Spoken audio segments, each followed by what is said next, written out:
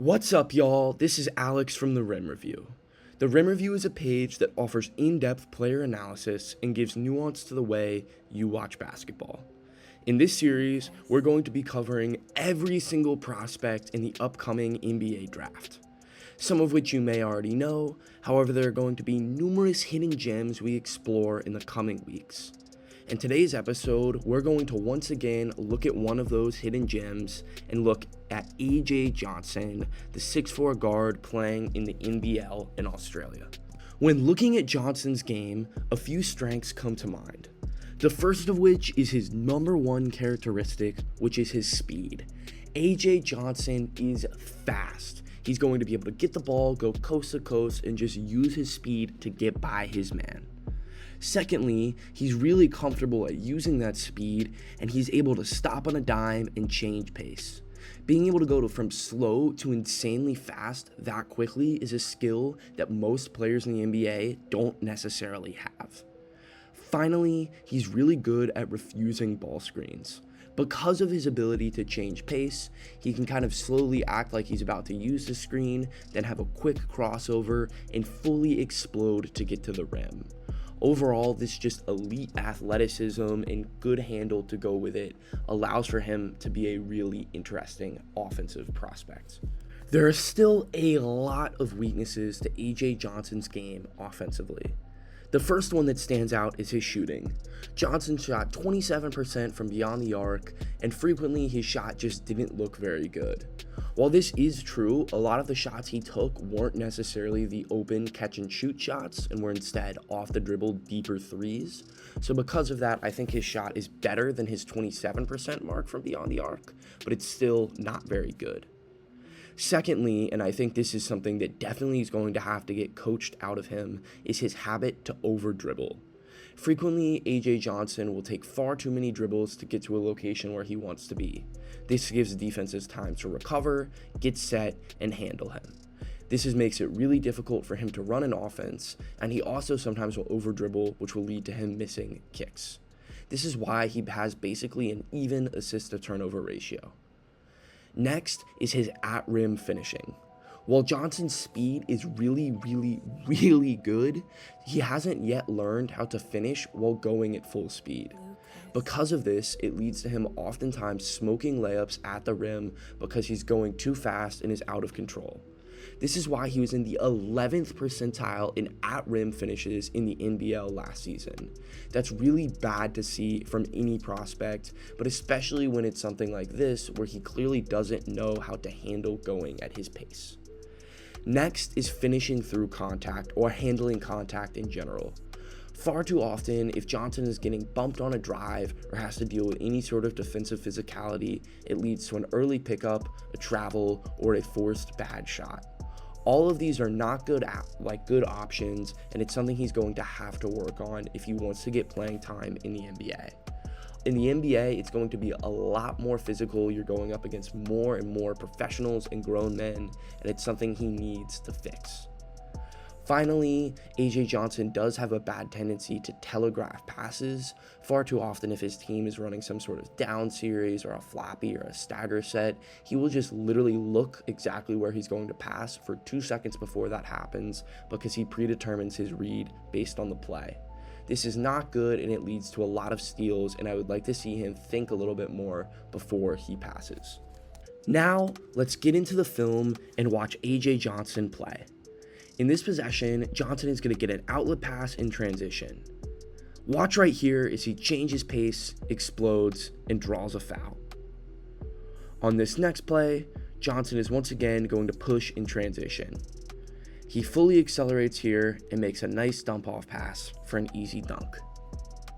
On this next clip, we're going to get the first glimpse of what I mean when I say Johnson is going too fast.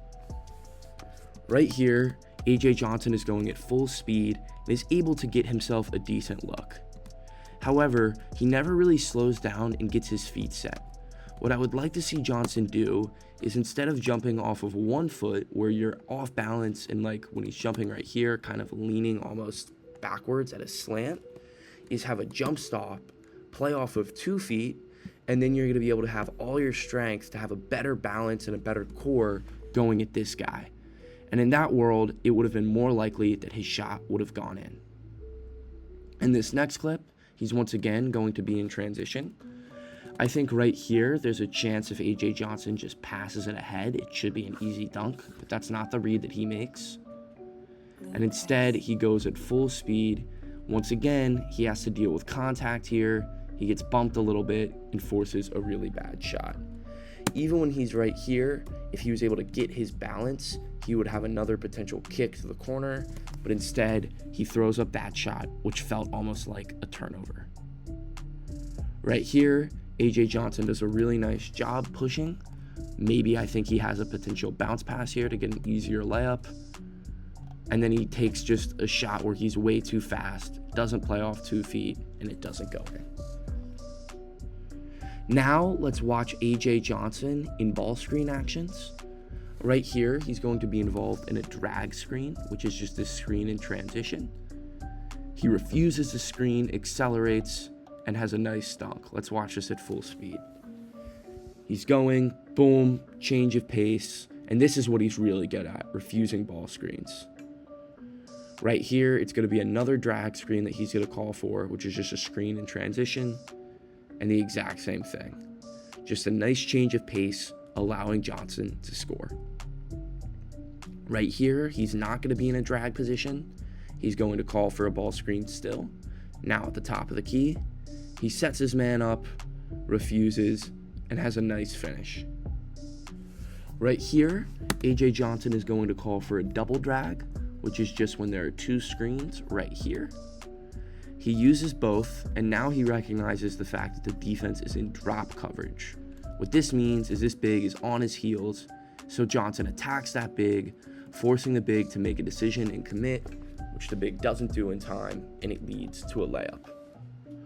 Right here, it's another double drag, once again against drop coverage, and AJ Johnson takes a nice floater. Right here, it's just going to be a normal pick and roll action, although many people would call this actually a ram screen. The reason it's called a ram is because it's a screen for this guy, leading for him to come up here. Johnson comes up, and then has a nice extended finish. Really simple stuff, but it's still good. Right here, his team is running a floppy action. For those of you who don't know, floppy is pretty much this right here, when there's this guy screening here, followed by this guy, and then this guy screening, which allows this man to either come off these screens or he can come off these. And then number 21 will come off the other screen. Nothing happens, but it's just good to show y'all what floppy is. And then right here, he goes up against drop coverage. I like how he takes this hop step and then accelerates and is able to draw a foul. Right here, he's going to call for another ball screen. He's going to twist it, which means he has it in the other direction, and then has a nice finish. Well, this doesn't go in. That would have been called goaltending in the NBA. Let's watch it again right here. Calls for the screen, gets it up, and that's just a reflection of some crazy international rules. On this play, AJ Johnson is once again going to call for a ball screen. He recognizes that the defense is going under him and pulls a 3. What I mean by this is this man right here is trying to go under, but number 2 kind of bumps him, and AJ Johnson gets a wide open 3. So he shows flashes of being able to make it. Similar on this possession, it's a double drag, the defense doesn't respect him, and he knocks it down. On this possession, AJ Johnson is going to once again call for a ball screen. Right here, he's calling for an empty ball screen because there's no one on this side. The defense is in a drop coverage right here, as Alex Sarr is playing in this position, and because of that, AJ Johnson sees once this man gets clipped that he has the green light to shoot.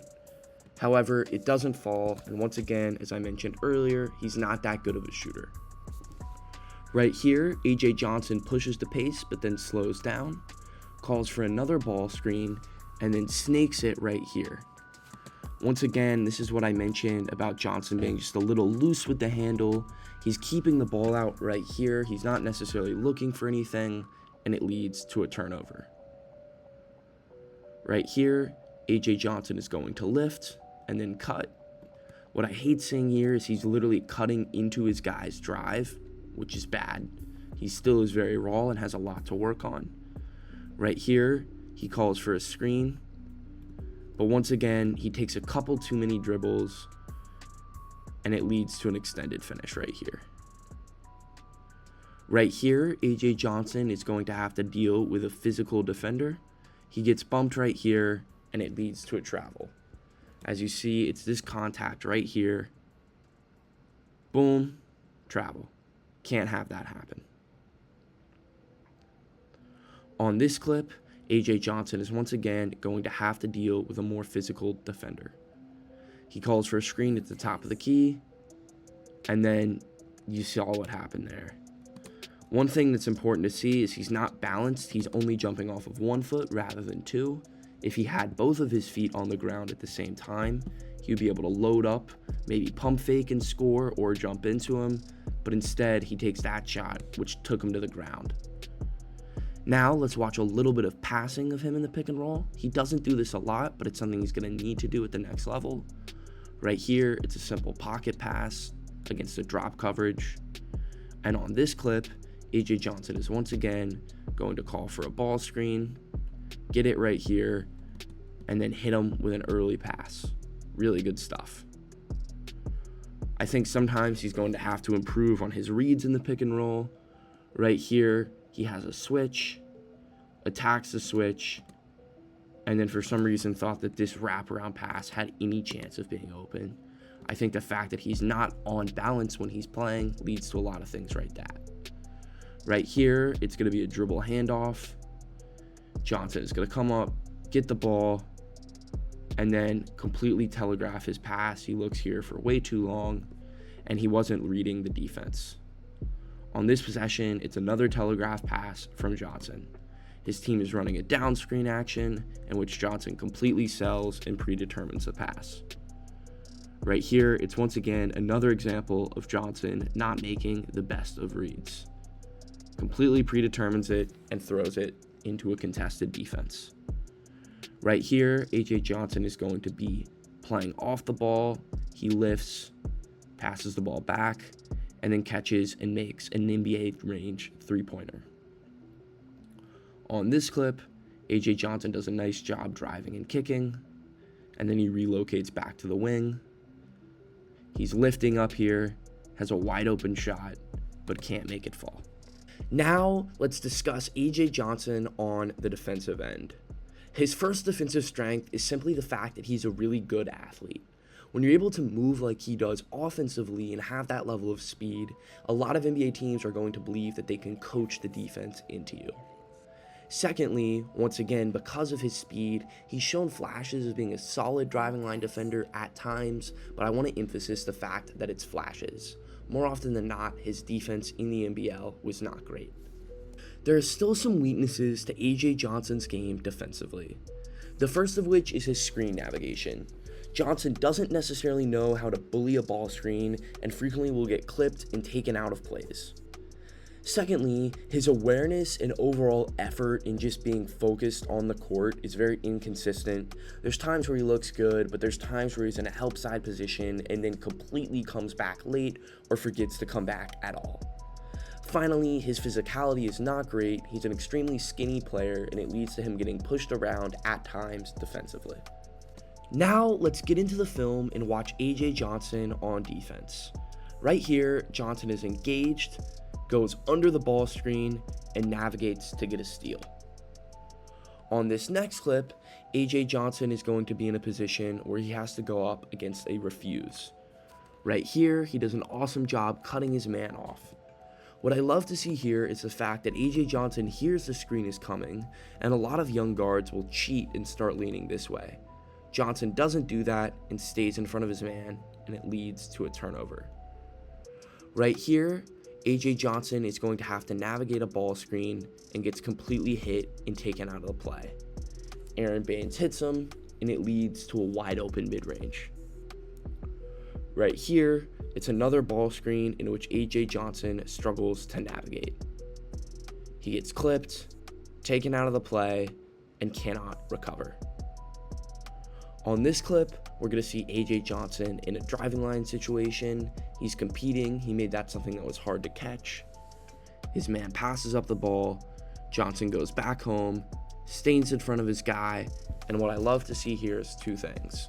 One, when he gets bumped, he does get pushed out of the play a little bit, but he doesn't give up and he recovers. Two is this verticality right here where he guards without fouling. Unfortunately for Johnson, more often than not, once he gets bumped, it leads to more possessions such as this one. Initially, he does a good job impacting the ball. However, his man is going to get back, drive on Johnson, and push him completely out of the play. It's that level of physicality that he just has to work on. Right here, he guards an NBA level guard in Matthew Dellavedova and just gets blown by with bad footwork. On this clip, we're going to see A.J. Johnson off the ball. Right here, Johnson is in the corner, and he's going to come over, as you see right here. He takes a step in order to protect from this drive. And then he's able to come back, recover, and contest the shot. On this clip, it's not nearly as good as an example of A.J. Johnson off the ball. Right here, he's in a MIG position, meaning he's sitting here waiting for this guy to come to him. But then when this drive occurs, you have to be inching back towards your man. He doesn't go back until after the pass is thrown, and it leads to a three. A.J. Johnson is going to be a project, and there is a lot that he has to work on. Before this draft combine process, most scouts didn't even have him on their board or had him in a late second round situation. However, Johnson has dominated the combine, and in the Ringer's most recent mock draft is actually mocked to go with the last pick in the first round. I am not that high on A.J. Johnson because I still don't love his NBL film, but I am impressed with the tools that he's shown in the combine and some of the growth that he's taken. I think what A.J. Johnson's ceiling could be like is to be a high volume scorer off the bench. I think the fact that he has a lot of handles in his bag and the fact that he's got that quickness could allow him to be someone that you put in to run an aggressive offense and run your plays through in the second unit. What I think is going to be Johnson's more realistic outcome, unfortunately, is going to be a Bones Hyland style career. Someone that has the highlights, has the skills, but never really puts it all together to get enough minutes on an NBA rotation. I think that that's still for A.J. Johnson could be a decent career, 4 or 5 years being the guy that's kind of like the 10th or 11th man on your roster, and all of a sudden you're going to look on Instagram one day and see him hooping and drops 20 casually on a random night. With what I think his floor could be, I think the fact that he is not a shooter, doesn't really have touch, and really struggles to find ways to score outside of using his elite athleticism.